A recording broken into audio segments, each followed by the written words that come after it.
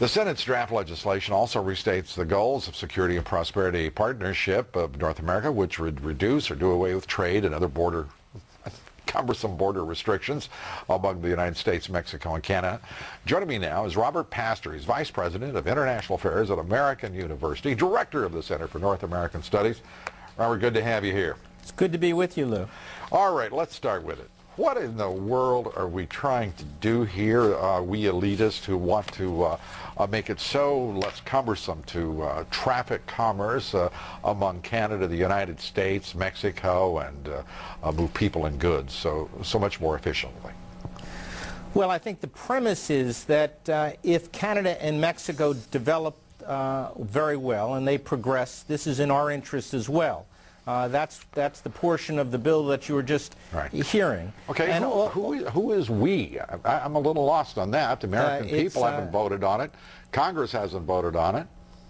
It's me and you, and it's the American people will benefit from increasing trade, increasing investment, and Mexicans and Canadians will benefit as well. And in fact, the Congress did pass, of course, the North American Free Trade Agreement, and this is before the Congress now to debate and to see whether they'll pass that as well.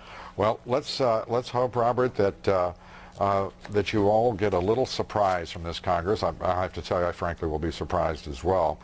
Here's what you wrote. I do not propose a North American Union. I propose a North American community, a community composed of 3 sovereign governments that seek to strengthen bonds of cooperation. Each government retains the power to decide whether and how to cooperate. How is that different from a North American Union?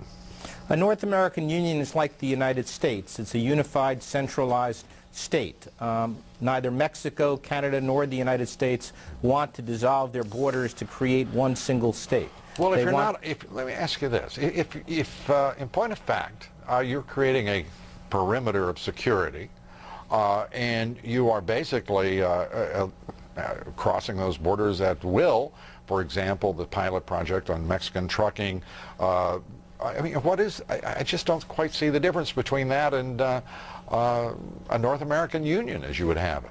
Well, the difference between a North American Union and a North American community is that there would be one government in one place in all 3 countries instead of 3 separate governments. But if you're ignoring and diminishing the sovereignty of 3 governments, how is that different than having one government?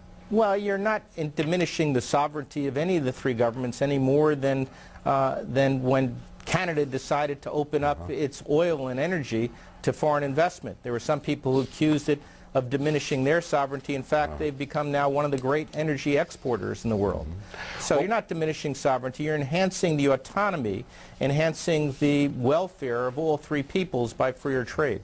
Well, don't you think there should be a straightforward vote on this? Because as technocrats, business executives and academics and other elites meet in private, and often, if not always, without the transparency of the media being there, the press, don't you think it would be just a lot more straightforward for you all to put forward the agenda, let Congress debate it, and let the legislature in Canada and Mexico do so as well, rather than stay under the imprimatur of NAFTA, which is a disaster in so many respects in Mexico and in the United States? Well, first of all, I don't agree that NAFTA was a disaster, but I do believe that each of the proposals we've talked about do need to be debated. They do need to be debated in the Congresses, and they won't be approved unless all 3 countries approve them.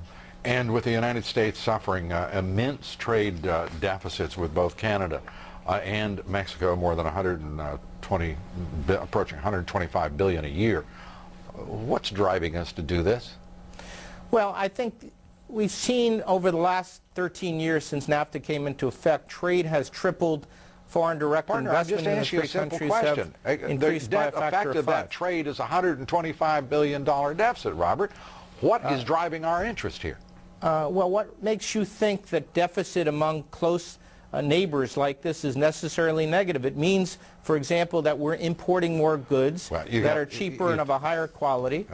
So as consumers, we benefit from a deficit. I know, and we benefit from not having control of our own borders. We benefit from having all of you elites decide what the future is without our elected representatives expressing the will of the American people. And I know you think that's a much improved and better world. I just don't happen to agree with you. Come back, we'll talk about it another time. Robert Pastor, thanks for being here. Well, it's good to be with a member of the public and the people, not just an elite like the rest of us, huh?